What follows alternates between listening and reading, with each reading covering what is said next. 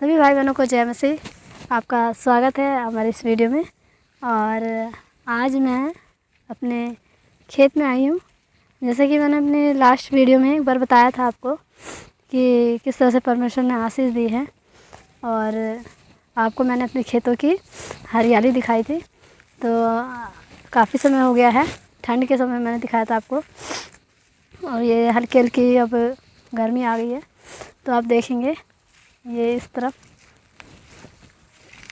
ये साइड में ये हमारा खेत है, और ये गेहूं की फसल है।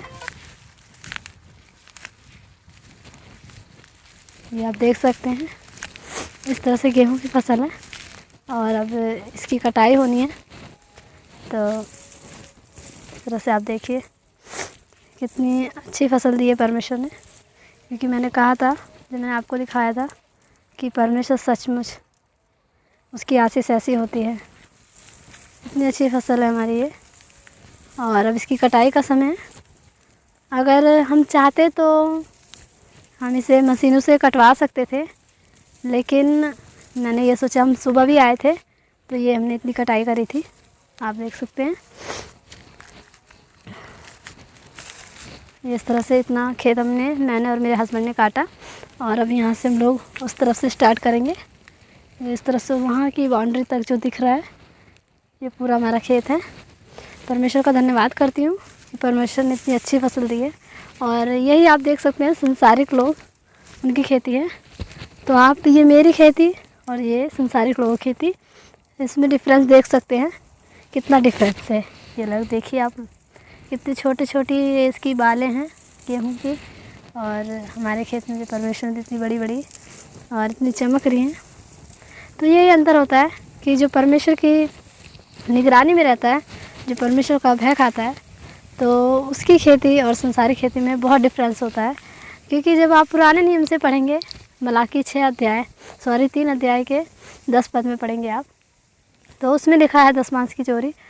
जो हम 10 पद से पढ़ते हैं कि तुम दशमांश को लेकर आओ मेरे भंडार में, ताकि भोजन वस्तु की घटी ना रहे। और मैं ऐसा करके, मैं यहोवा कहता हूँ, ऐसा करके मुझे परख के देखो कि मैं तुम्हारे लिए आकाश के झरोखे खोलकर आशीष की अपरंपार वर्षा करता हूँ कि नहीं। और इससे तुम्हारी भूमि की जो उपज को नष्ट करने वाले हैं, उन्हें मैं ऐसा घुड़कूँगा कि वो तुम्हारी भूमि की उपज को नष्ट ना कर पाएंगे।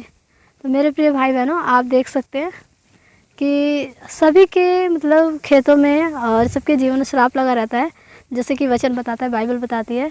तो जब हम अपने दशमांशों को देते हैं तो हमारे श्राप परमेश्वर ले लेता है और हमें आशीष मिलती है। और ये मेरी आशीषित खेती है, और इसे मैं आपको किस तरह से हम लोग काटते हैं ये भी दिखाऊंगी। और हमें मेहनत करनी चाहिए, क्योंकि परमेश्वर ने 2 हाथ दिए हैं। तो हमें ज़्यादा सुख विलास नहीं लेना चाहिए, क्योंकि जो हमारे दास हुए थे हमसे पहले, जो भी दास थे, आयूब, याकूब, अब्राहम, सबों ने परिश्रम करा, तो परमेश्वर ने आज उन्हें इतना बड़ा बनाया। तो हमें भी परिश्रम करना चाहिए, हमें आलसी नहीं बनना चाहिए, और क्योंकि हमें एक एक दिन का लेखा देना पड़ेगा कि हमने क्या किया है। तो परमेश्वर का धन्यवाद करके मैं इस खेती की कटाई करूँगी, और आपको दिखाऊंगी किस तरह से हम लोग काटते हैं, और कितनी अच्छी फसल है। आप देख सकते हैं, ये हमने इस तरह से कटिंग करके, आप देखिए काफ़ी अच्छी है। परमेश्वर का धन्यवाद करूँगी। और आइए मैं आपको दिखाती हूँ, मैंने स्टॉल जो बांध रखी है, क्योंकि इसकी कटिंग करने में काफ़ी डस्ट उठती है, तो वो हार्मफुल होती है हमारे लिए। तो मैं इसकी कटिंग करके दिखाऊंगी आपको। आइए देखते हैं किस तरह से काटे जाते हैं।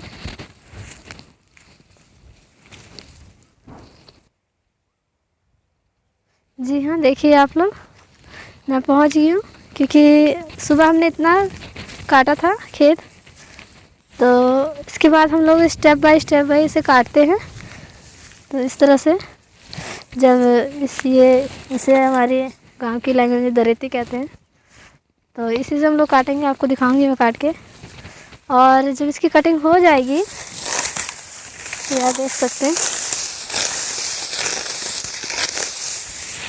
इस तरह से।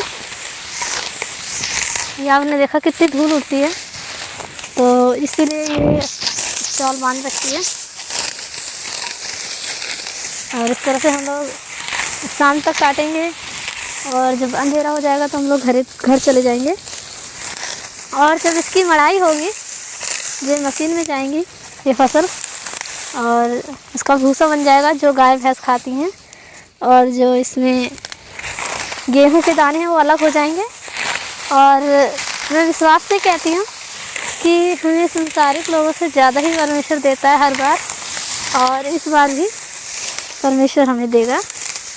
तो तब तक के लिए आप बने रहिए, देखिए किस तरह से इसकी मड़ाई होगी, तो मैं आपको दिखाऊंगी। इस तरह से हम लोग ये काटते हैं।